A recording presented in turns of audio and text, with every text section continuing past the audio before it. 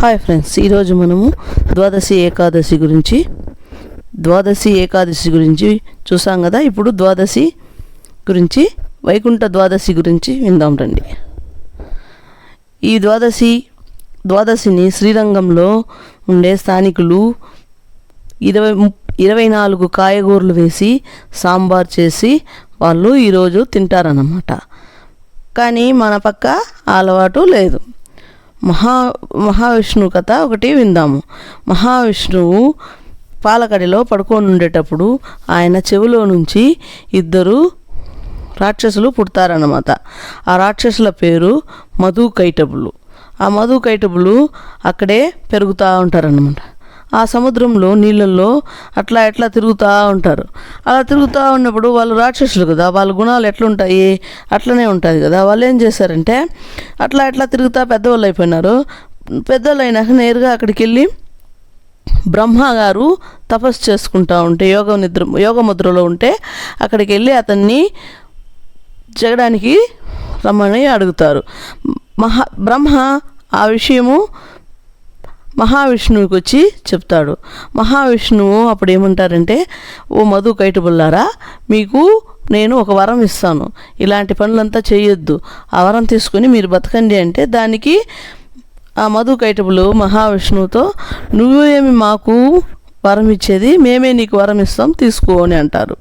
అప్పుడు మహావిష్ణువు ఏమంటాడంటే, మీ ఇద్దరిని నేను చంపేస్తాను, ఆ వరం కావాలని అడుగుతాడు. సరే అంటారు. అలా వాళ్ళిద్దరికీ సంధి కుదుర్చుకున్నాక యుద్ధం జరపాలి కదా.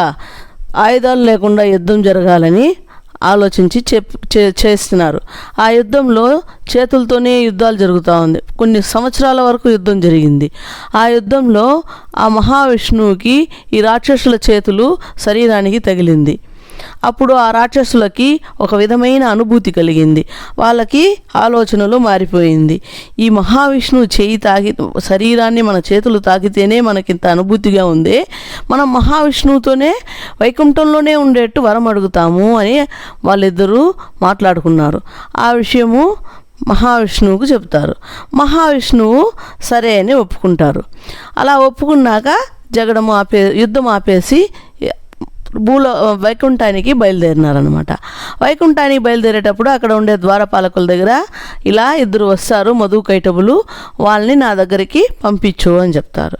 అలా మా రాక్షసులు 2 వచ్చిన తర్వాత ఆ ద్వారపాలకులు మధుకైటబులను లోపలికి ఆహ్వానిస్తారు.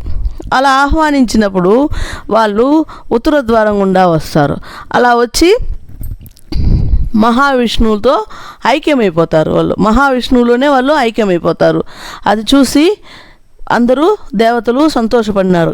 ఏమి విషయం అంటే, ఆ రోజు వైకుంఠ ఏకాదశి అవడము, మహావిష్ణువులో వాళ్ళు ఐక్యం అవడము, ఇది చూసి అందరూ ఆనందపడినారన్నమాట.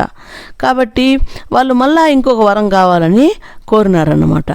మహావిష్ణువు సరే తీసుకోండి అని చెప్పాడన్నమాట. ఆ వరం ఏమంటే, మధుకైటబులు పేర్లు తలుచుకుని స్వర్గలోకంలో ఎవరు గడప దాటుతారో వాళ్ళకి మోక్షం కలిగేలా మీరు వరం ఇవ్వాలి అంటారు. మహావిష్ణువు వెంటనే సరే అని ఆ మోక్షం కలిగేట్టు వరం ఇచ్చేసాను అనమాట. కాబట్టి మనము ఏ వైకుంఠ ఏకాదశి అయినా ద్వాదశి రోజు మనము ఉత్తర ద్వార